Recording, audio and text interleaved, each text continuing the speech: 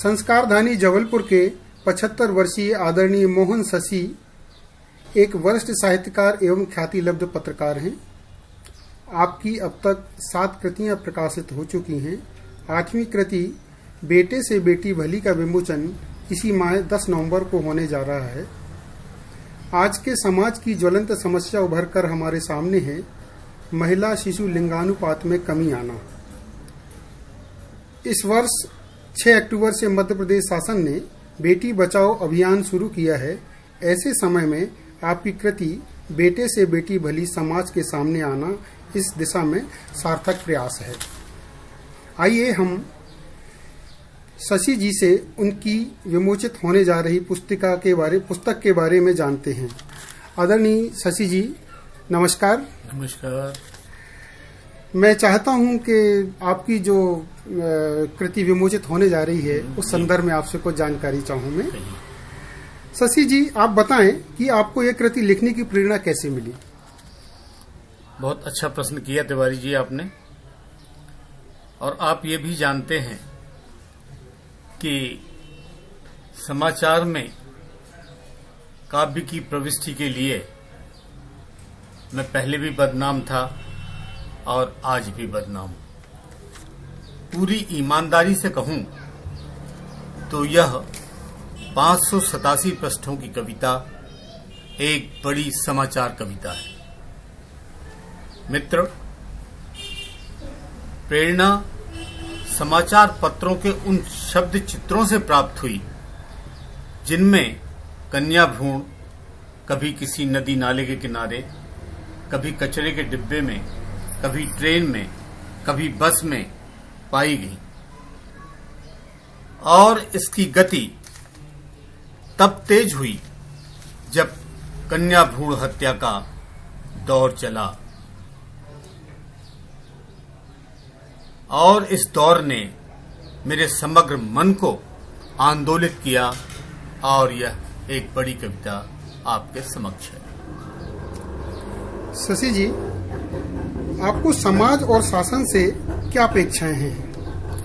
समाज से मित्रवर ये अपेक्षा है कि समाज, विशेषकर नारी वर्ग, इस कविता के महत्व को समझे, कन्या भ्रूण हत्या बंद हो, बेटी बेटी का मतभेद समाप्त हो, महिलाएं संगठित हों और जब तक समान अधिकार प्राप्त न कर लें तब तक नारी शक्ति ज्वालामुखी जगाए रखे, यही मेरी अपेक्षा है।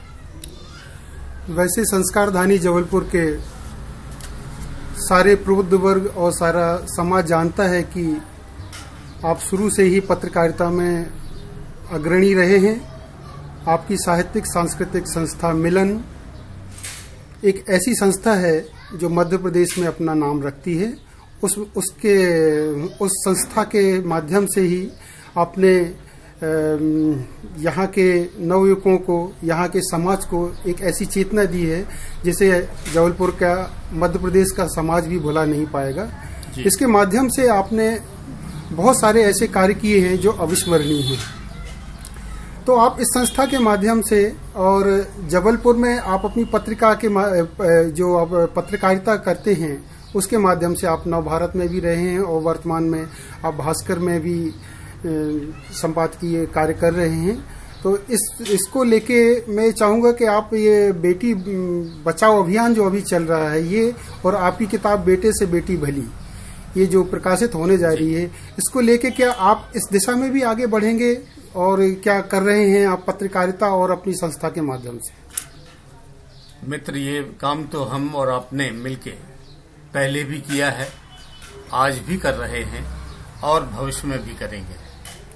क्योंकि समाज जिस दृष्टि से नारी को देख रहा है और नारी जो भोग रही है वह सभ्य समाज के लिए कतई उचित नहीं।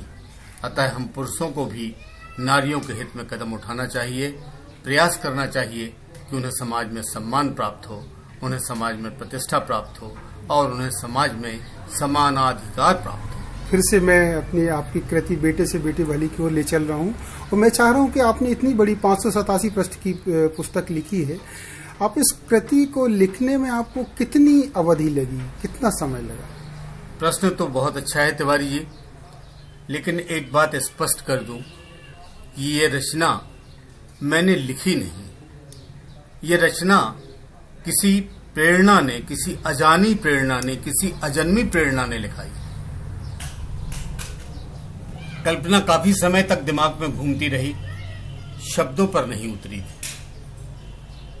पन्नों में नहीं आई थी। लेकिन जब पहला हृदयाघात मुझे सन 2000 में लगा, तब ऐसा लगा कि कहीं ऐसा ना हो कि मेरी कल्पना की भ्रूण हत्या हो जाए। स्वस्थ होने के बाद कलम ने गति ली, बढ़ी। लेकिन 2001 में फिर दूसरा हृदयाघात आ गया। फिर भय सताया कि कहीं ऐसा ना हो कि यह रचना अधूरी रह जाए। स्वस्थ हुआ, गति पहले से अधिक तेज हुई। जब भी समय मिला, रात हो या दिन, कोई चिंता नहीं की, न खाने की, न पीने की, न आराम की, और रचना को लगातार गति देता रहा। दुर्भाग्यवश 2005 में तीसरा हृदयाघात आया और मुझे लगा कि अब यह रचना शायद पूरी न हो। ईश्वर की कृपा थी, मैं फिर बच गया और रचना की गति इतनी तेज हुई कि 587 प्रश्नों के पूर्ण होने पर भी उसने विराम लिया। मैं मित्र अभी भी इस रचना को पूर्ण नहीं मानता। ये अपूर्ण है, लेकिन प्रकाशन का एक भय सता रहा था कि इतनी लंबी रचना कौन प्रकाशित करेगा, अतः इसे अल्प विराम दे दिया है, इसे पूर्ण न माने। आपने जो भी लिखा, समाज में व्याप्त ये विसंगतियां हैं, जो महिला और पुरुष जो लिंगानुपात में जो कमी आ रही है, इसको ध्यान में रख के आपकी ये रचना निश्चित रूप से समाज को एक नई दिशा देगी। मैं आपको इस पुस्तक के लिए बहुत बहुत शुभकामनाएं देता हूं और ये पुस्तक निश्चित रूप से समाज को दिशा दे, ऐसी भी आशा करता हूं। धन्यवाद शशि जी। धन्यवाद भाई किसले जी, सहयोगी भाई बसंत मिश्रा और भाई राजीव गुप्ता को भी आपके साथ साथ में धन्यवाद देना चाहूँगा। आप लोग आए, कष्ट किया और मुझसे वार्ता की। पुनः धन्यवाद।